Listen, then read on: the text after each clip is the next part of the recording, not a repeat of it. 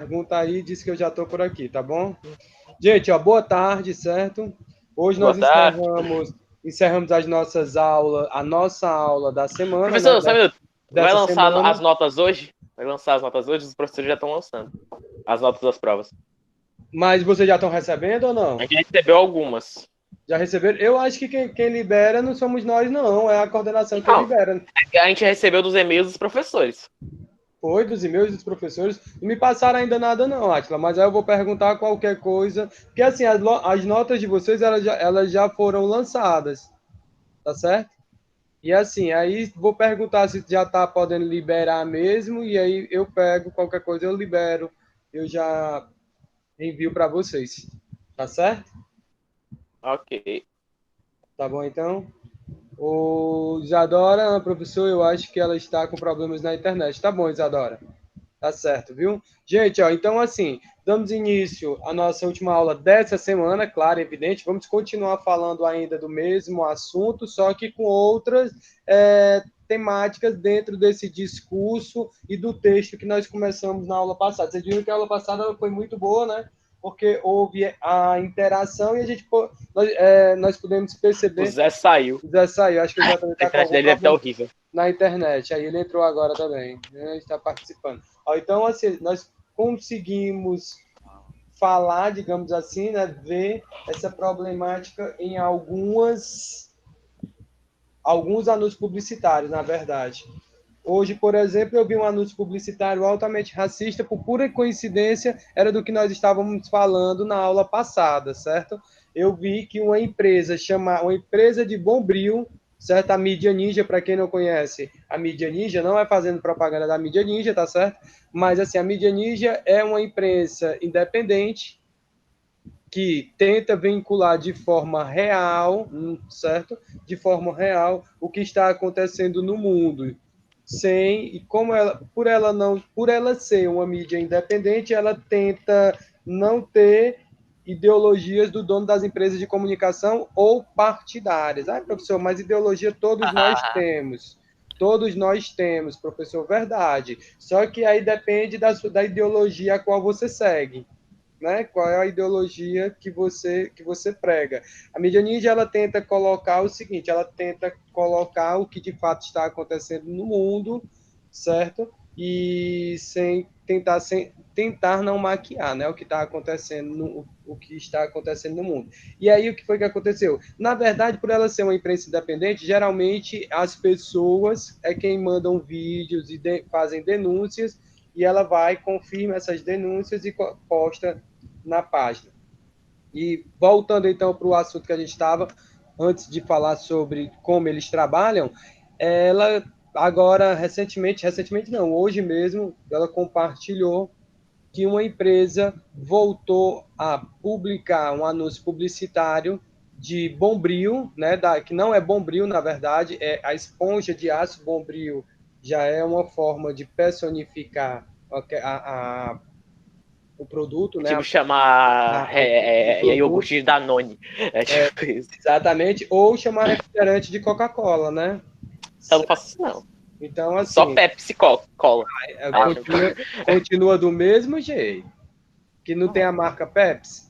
Refrigerante é refrigerante. Ah, vai comprar um refrigerante. Qual é a marca? Coca-Cola, Não, Pepsi, não. mais sabor, Spoca Bucho, Não, eu né? faço isso Então, com. Alô, alô, Cara, alô, qual é alô. o nome, velho? Caraca, esqueci. Tem... Band-Aid. Band-Aid também.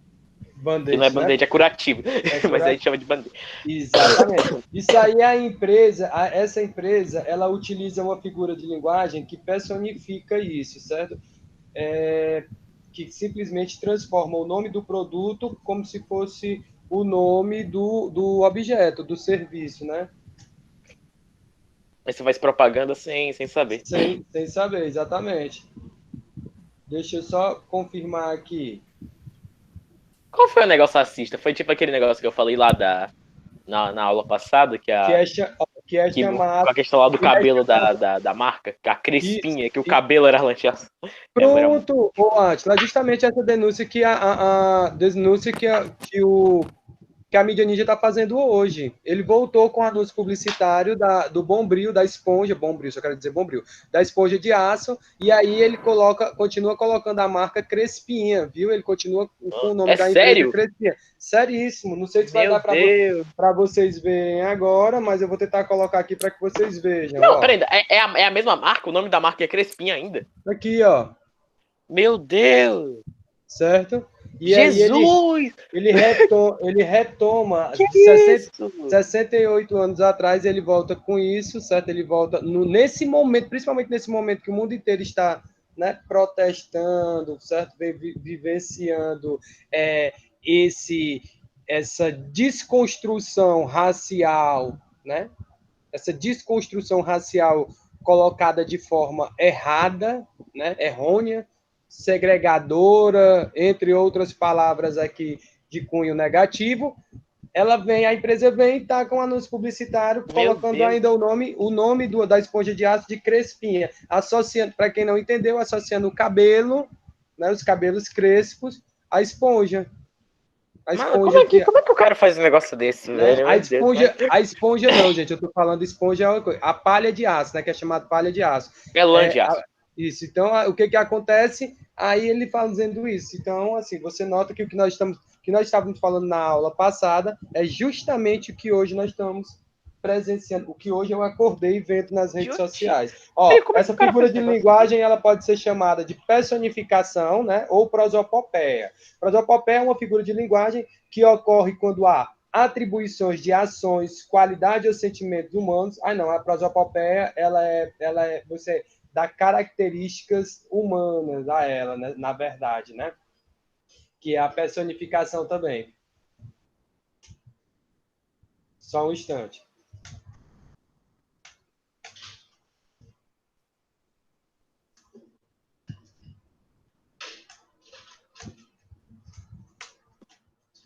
Só um momento.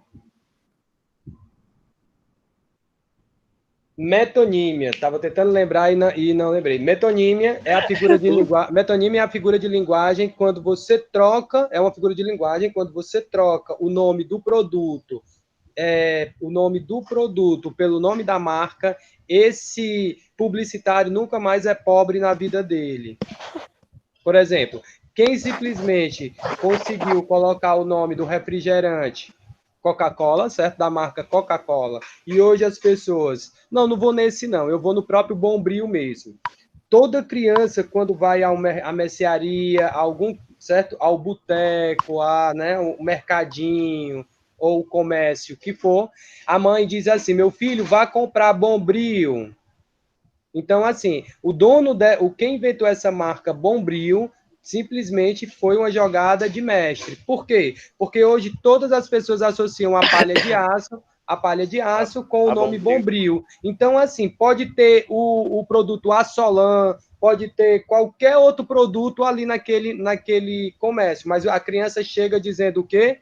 Bombril, né? Assim, ela, eu quero um Bombril. Então, vai-se direto logo para a marca Bombril, né? Acaba sendo até desigual com os outros produtos, né?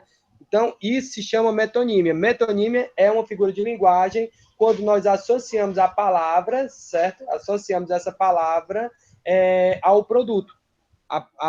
Fazemos essa troca do produto com a marca. Então, quando se manda comprar refrigerante, geralmente tem gente que já diz, vai comprar Coca-Cola, não é? Uhum. Sabão em pó, vai comprar Omo, vai comprar ali o Omo, né, para mim, certo? Por exemplo, Limpol, vai comprar o detergente ali, em vez de dizer detergente, você diz, vai comprar Limpol para mim. Limpol é marca. Pois é, tudo isso aí, nós somos ludibriados, viu, Vitor? Viu, Zé? Tô achando tu meio assim, nós somos ludibriados, viu, Zé? É que eu tive uns problemas técnicos. Não tem problema não, meu filho. O importante é que você está aqui conosco, que está entre nós. E eu vou lhe dizer uma coisa, hoje é o momento de celebrar. Isadora, Eduarda está aqui, mas Ana Ville vai e falta. Entendeu? Então, assim... para celebrar... Isadora, Eduarda, Gabi, as mulheres não estão todas, mas os homens estão. São a grande maioria na sala, né? Seu machista. Não, machista o quê, cara? Tô falando que a maioria, cara. É a maioria, cara. Seus machistas! Vocês falam que homens existem, machistas. machistas. E Vou te homens processar. Nossa, tá muito polêmico. Ó, gente, então assim, brincadeiras à parte, página 173, vamos continuar dando Professor, de qual livro? Livro de linguagem. Você que entrou na aula e não deu aquela passadinha na postagem da agenda, livro de linguagens, ou linguagens mesmo. E página 173, dando continuidade a texto e discurso, intertextualidade e interdiscurso. Parece que a mídia, parece que o mundo sabe o que está sendo ensinado na aula do 9º ano de linguagens, porque, né, a gente está tendo aí os próprios acontecimentos nas redes sociais que dá para o professor e vocês mesmos trazerem como exemplo. O Átila até falou sobre esse Crespinha, quando menos espera hoje, na aula de hoje, o dono essa marca, se eu marca não me engano, era da década de 50. Ela é altamente racista, né? Diz que o cara o proprietário é racista e ele volta, e ele afirma esse racismo dele quando ele vem agora e publica 68 anos depois, ele vem e publica novamente com essa mesma marca e não dá nenhuma explicação. Ó, vamos lá, começando então, todos com o livro, Seba, Gabi, liguem as câmeras, gente. Eduardo, Isadora, certo? Liguem as câmeras para que eu possa vê-los. Ó, Seba, lê aí para mim, um texto é sempre verbal, dando continuidade. Hoje nós vamos adentrar, certo? Em textualidade, coerência e coesão. Mas nós vamos começar falando aqui, por enquanto. Professor, não vou ligar porque ainda estou bem mal. Tá bom, Yoshida, não tem problema não, viu? Continua para mim. Vai, Sabá. Lá, o texto é sempre verbal. Vamos falar hoje a respeito de coerência e coesão.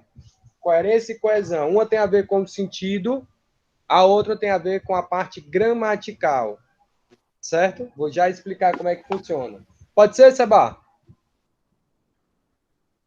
Calma, mas é o da página, na página 173, lá em cima. Um texto é sempre verbal. Como eu disse, esse é um capítulo amplo, em qual nós vamos dar continuidade nele sempre em algumas aulas, porque a gente tem muita coisa para falar a respeito dessa parte de interpretação textual, dentro de enunciado, texto, coesão, coerência, intertextualidade, interdiscurso, entre outras coisas, tá bom?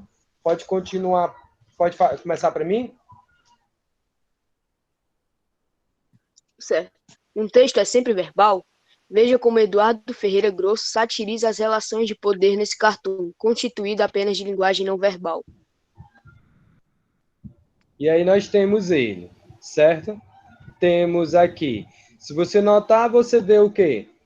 O que se pode perceber nessa charge aqui, Átila? O político é um canivete suíço e o povo são facas pequenas. Só são facas. Nossa, eu gostei muito do canivete suíço.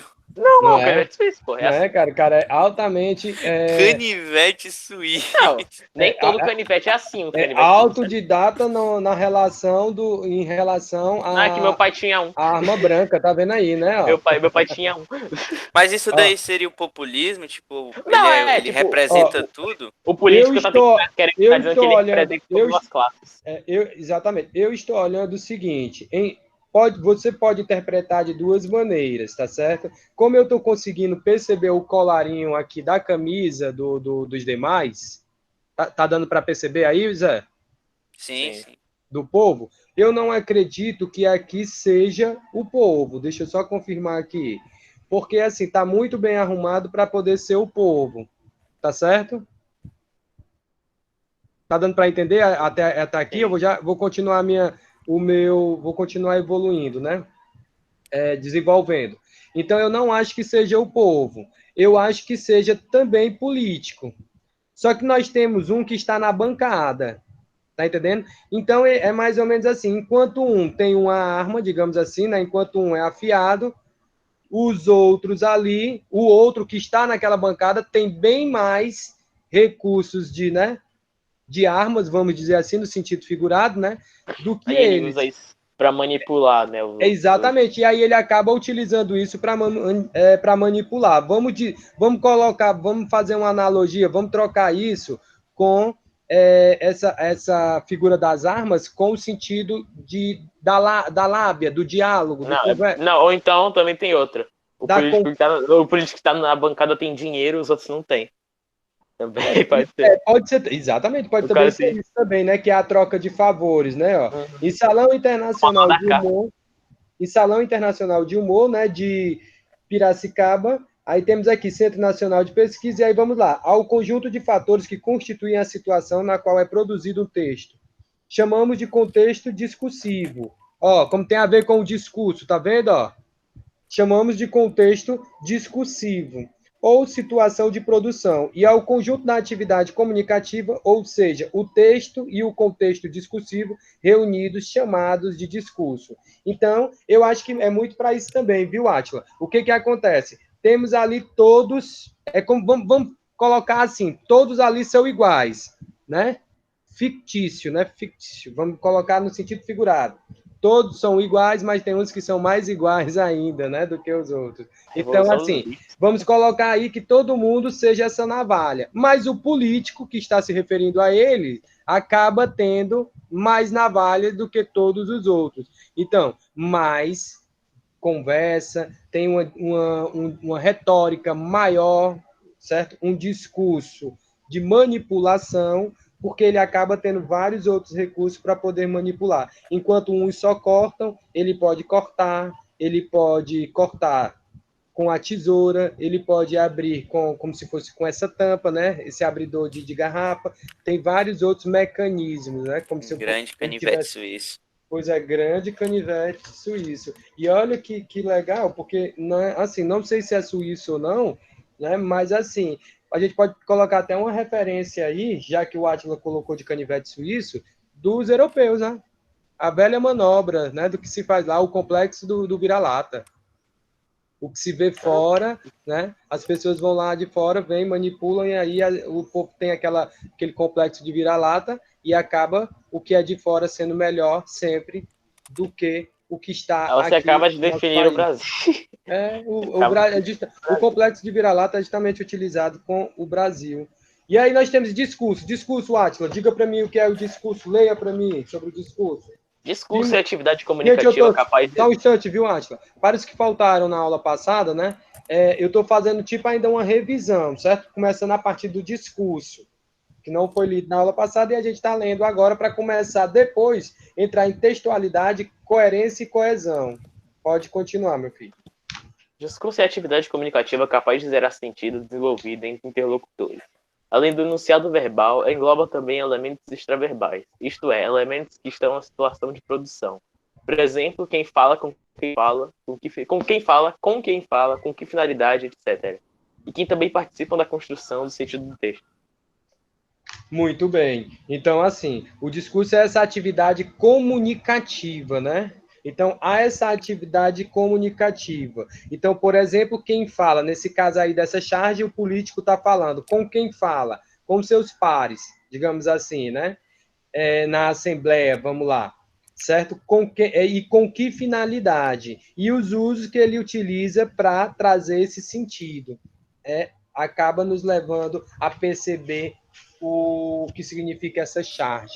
Certo? E aí, dentro disso, na página 174, nós começamos com textualidade, coerência e coesão.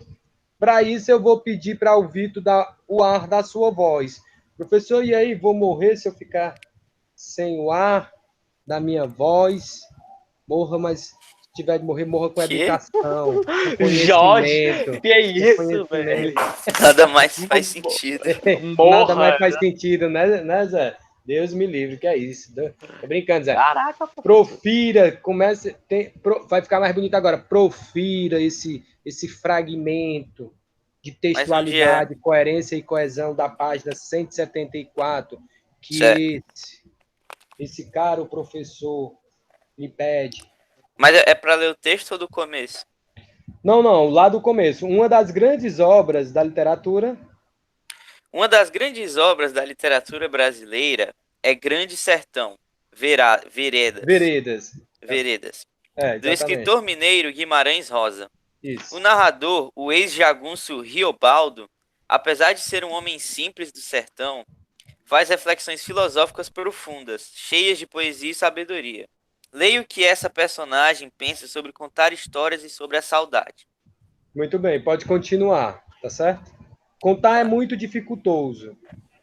Contar é muito dificultoso, não pelos anos que já se passaram, mas pela astúcia que tem certas coisas passadas de fazer balancé, de se remexerem dos lugares. A lembrança da vida da gente se guarda em trechos diversos. Uns com outros acho que nem se misturam. Contar seguido, alinhavado, só mesmo sendo coisas de rasa importância. Tem horas antigas que ficaram muito mais perto da gente do que outras de recente data. Toda saudade é uma espécie de velhice. Talvez, então, a melhor coisa seria contar a infância não como um filme em que a vida acontece no tempo, uma coisa depois da outra, na ordem certa, sendo essa a conexão que lhe dá sentido, princípio, meio e fim, mas como um álbum de retratos, cada um completa em si mesmo, cada um contendo o sentido inteiro. Talvez seja esse o jeito de escrever sobre a alma em cuja memória se encontram as coisas eternas, que permanecem. Muito bom, né? Profundo, né? Assim, falando de como a gente acessa essas memórias. E aí, ele tem um trecho. E aí nós vamos já entender como funciona esse sentido de coesão e coerência, tá certo? Antes, eu quero que a gente continue nesse outro fragmento da página 175. Ô, Vinícius, por favor. Não, só foi os homens até agora. Eduardo, por favor, leia aí para seu mim. feminista. Você percebeu que um texto não pode ser construído. Lê essa parte para mim. Eduardo, por favor. Só um minuto. Tá bom.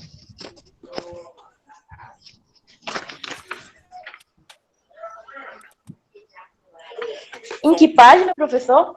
175, viu? Só esse primeiro fragmento aí, esse primeiro parágrafo. Ah, tá.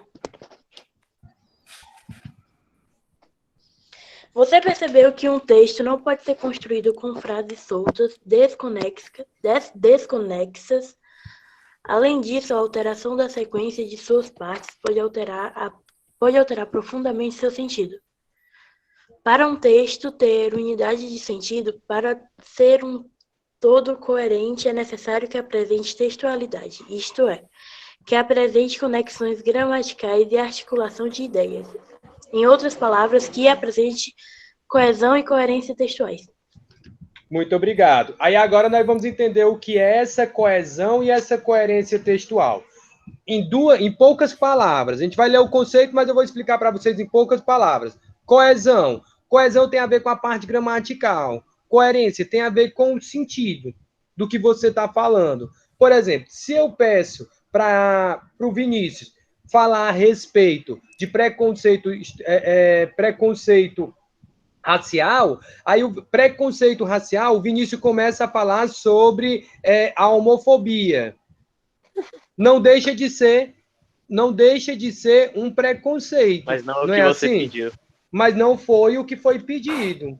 O que acontece na maioria das vezes na redação do Enem? O aluno ele não consegue fazer aquela codificação que nós falamos na aula passada, não consegue interpretar de maneira correta o que está sendo pedido pela banca, certo? Pela banca, quando eu digo a banca, é o Enem, né? A instituição do exame, que coloca um tema que é segredo até o dia da eventual aplicação da prova, certo? E quando ele se depara com aquele tema, ele não consegue discorrer, não consegue dissertar sobre aquele assunto dentro de uma redação, de uma produção textual, porque ele não consegue compreender o que está sendo pedido. Então, eu pedi o preconceito racial. Professor, significa que o Vinícius não poderia falar sobre o preconceito homofóbico, né? Sobre a homofobia? Poderia, como exemplo. Mas o tema, o carro-chefe, o tema da redação dele é esse?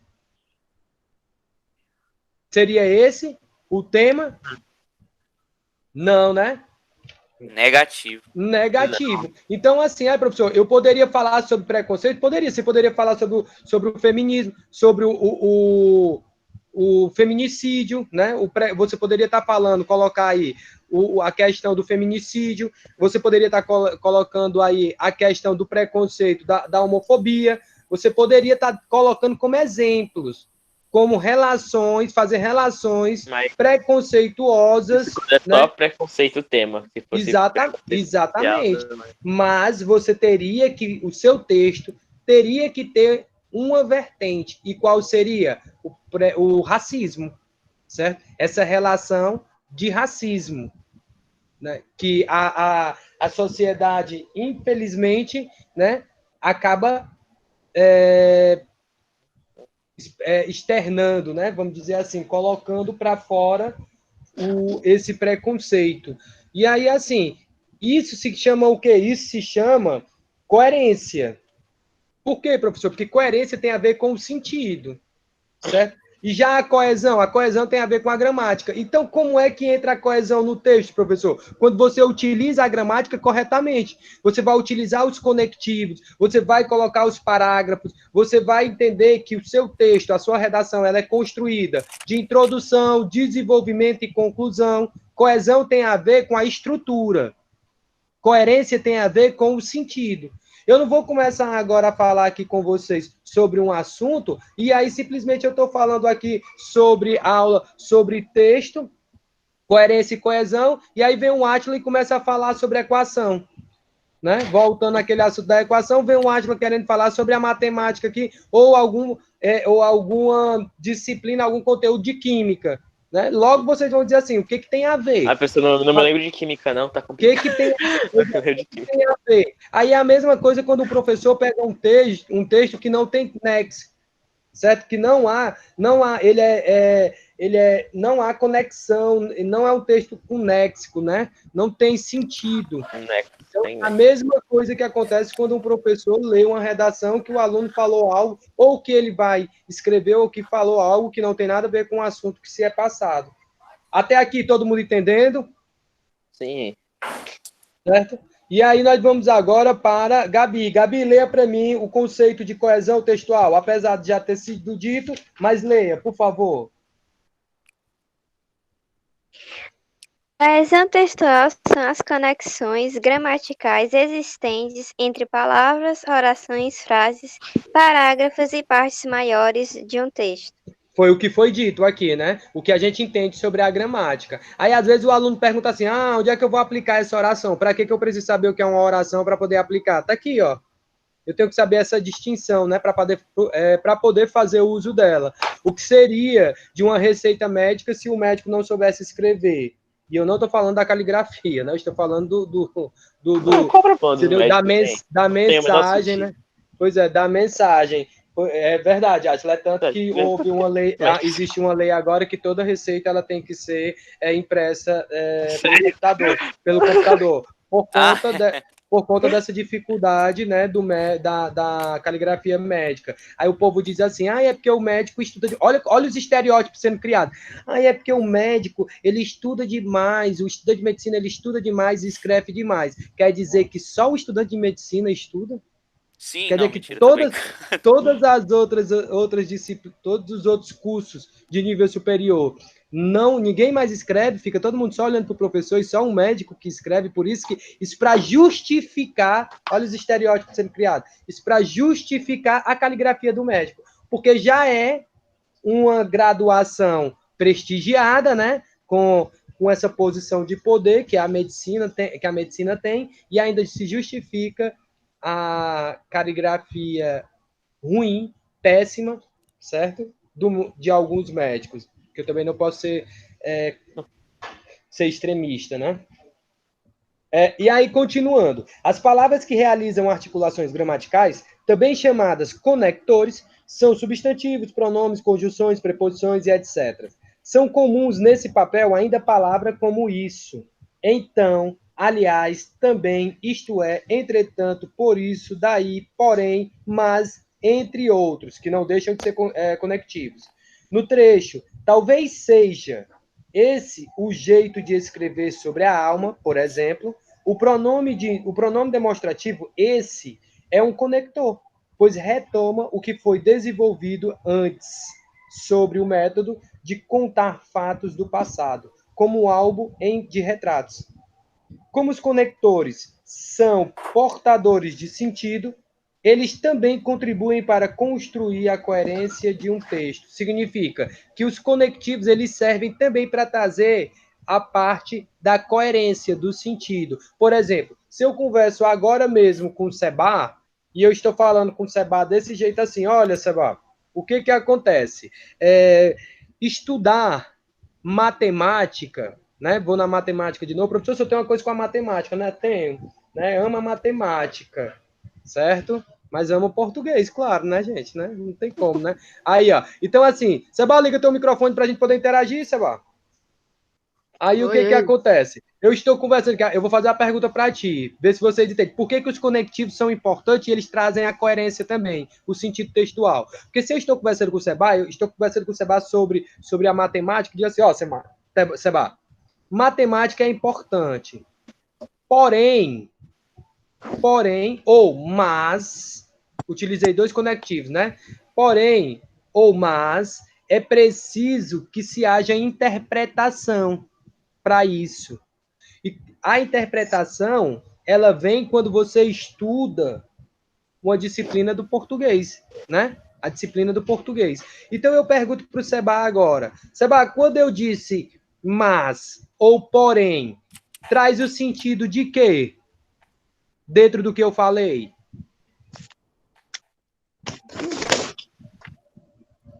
Oi? Não, calma aí que meu cachorro derrubou meu óculos. Vixe. Já olha, ó o cara fugindo, velho. Velho, sempre é o cachorro, né? O cachorro faz tudo. O cachorro não, come eu acredito, caderno. Seba, eu acredito. Não ligo pro Zé e nem pro Átila, não. Ô, Seba, vou repetir. Eu falei sobre a disciplina de matemática, mas eu disse que para a gente interpretar uma questão de matemática, é preciso que a gente tenha consciência sobre o que é essa interpretação. E isso a gente só aprende na disciplina de português, certo? Então, assim, quando eu coloquei esse conectivo mas e porém, eles vêm carregados de que sentido? Eu quis dizer o quê? Adversidade.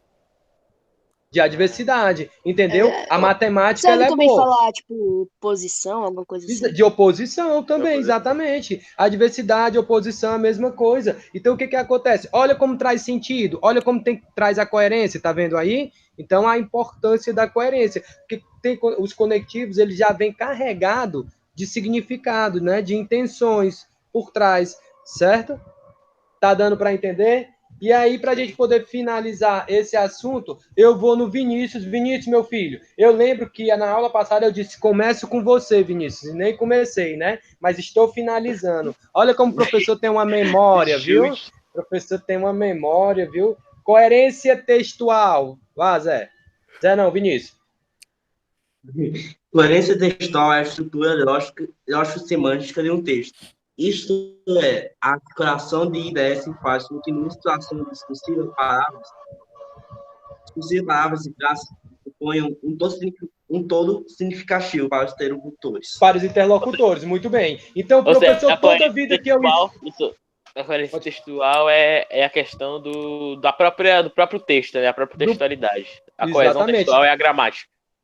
A coesão é a gramática e a coerência ela tem a ver com a temática, texto, né? Como... Exatamente, com o contexto, né? Com o que você está colocando dentro desse teu texto, certo? Então ela vai ter a ver com essa coerência.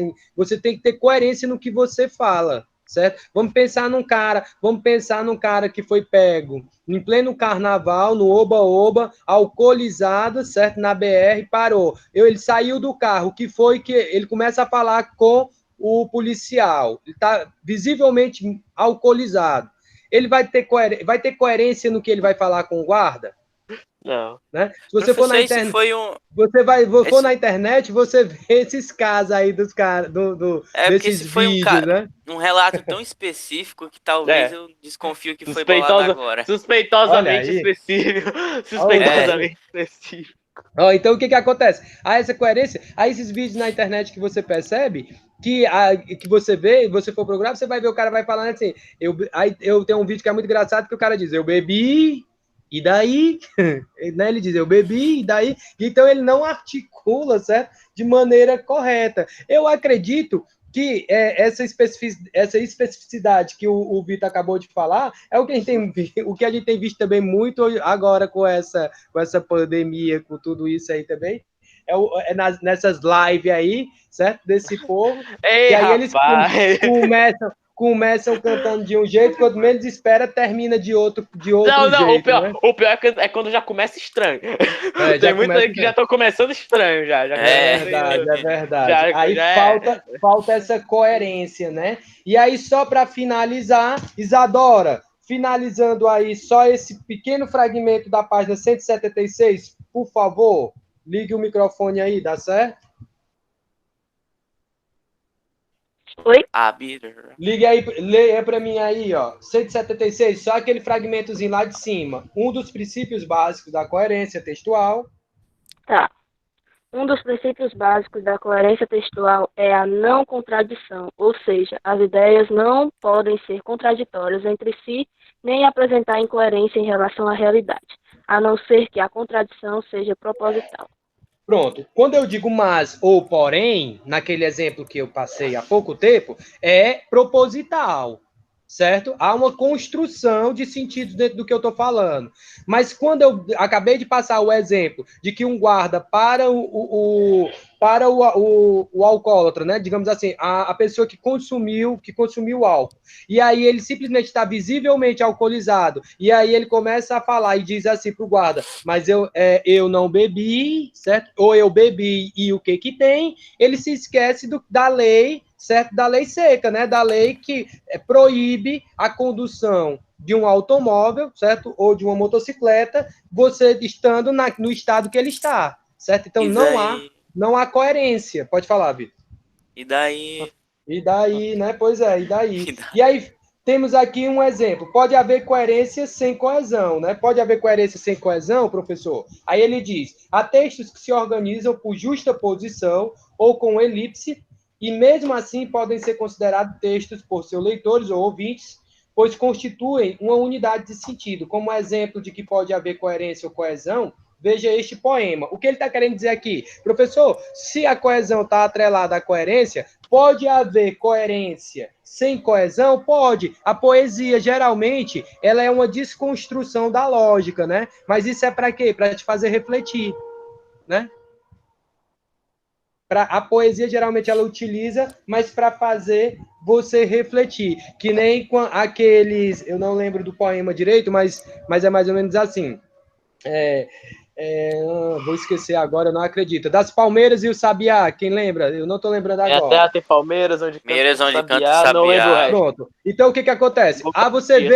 Você vê que, para quem não tem entendimento, né, vai imaginar, Vala, não existe lógica no que ele está falando. Mas existe. Ele está colocando ali o saudosismo, né? A saudade da sua terra, né? Na minha terra tem Palmeiras, onde canta o sabiá. Os pássaros que aqui gorjeiam, não gorjeiam como lá, né? Então, o que acontece? Significa essa saudade que ele tem, né? Últimos cantos. Pois é. Não. Então, não, é sério, eu lembro. Ela pode ser coerente, mas sem coesão. Eu lembro que na escola que eu estudava antigamente, que a gente inventou pro Irmão Nogueira, eles fizeram uma vez um concurso de poesia. Um amigo meu, ele literalmente ele pegou esse poema e reescreveu. Tipo, ele não mudou nada. Aí ele ganhou a nota máxima. Ele plagiou? Ele plagiou o poema, ganhou a nota máxima na escola e o poema ficou lá exposto como se fosse dele. Não acredito. Não, ninguém percebeu que era o texto. Não acredito, não, Átila. Ele não falou, não. E o professor não conhecia na época. Isso. Eu não conhecia na época o poema dele. E o professor deixou passar esse? Não conhecia, era um negócio mas ele não mudou nada, tem certeza, Átila, que ele não fez nenhuma alteração, adaptação. Era o mesmo poema. Pois ele não era para ter sido colocado como exemplo. Ele ganhou nota máxima e colaram um poema dele. Gente. Foi uma homenagem, exatamente. A não ser que viesse essa justificativa, né? Ah, não, foi uma homenagem, né? Ele copiou o negócio. Foi Ctrl-C, Ctrl-V, certo? Gente, no mais, a aula foi essa, certo? Beijão no coração de cada um, um bom resto de semana e final de semana, tá certo? E até a próxima aula. Tchau, tchau. Até a próxima aula, professor. Até, professor. Tchau, Zé. Tchau, Átila. Tchau, professor. Tchau, Gabi. Tchau, Seban.